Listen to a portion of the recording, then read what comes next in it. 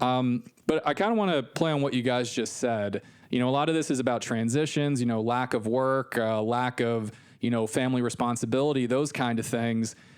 We talked about obviously your physical health changes and you might not be as active as you used to be.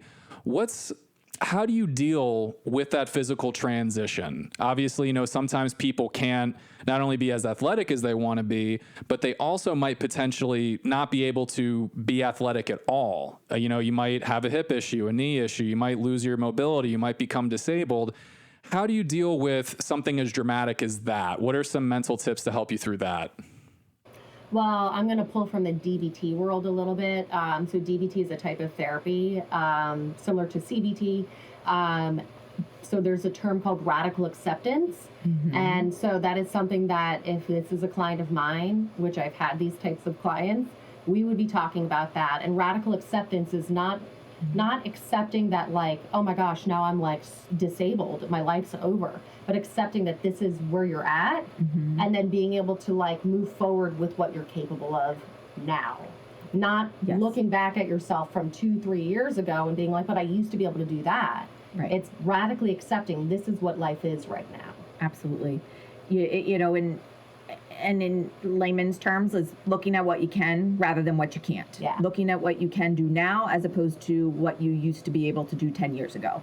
And maybe that includes finding connections with people mm-hmm. that have similar issues. Like if like you do have a physical ailment that's preventing you from becoming more active or getting involved with things that you used to, the World Wide Web is so fantastic. Mm-hmm. Like you can find an online group that like you can join, yes. or an online group can turn into an in-person group that you all can meet up.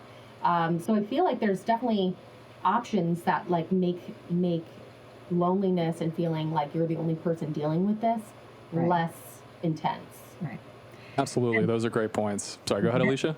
I think that it's important to understand that it is okay to grieve mm-hmm. what our abilities and what we used to be able to do and realize like that's a loss. Mm-hmm. Like we're grieving all of what we could have done, how we used to walk, how we used to exercise, all of those things are things that we need to be able to say goodbye to, but be able to then look at, okay, well, I can't do that, but I can do this, and working on that acceptance. But they can go hand in hand, grieving and accepting mm-hmm. at the same time. Mm-hmm.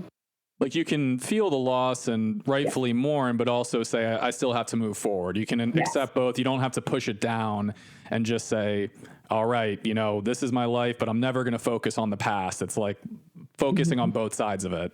Because, that's where you hear of those terms of grumpy old man or, all these like mean old people. It's mm-hmm. because they've built up that resentment about mm-hmm. the past life and not accepted where they're at now, Mm-hmm. So those terms are real. Yeah, like the old curmudgeon. Like, yeah.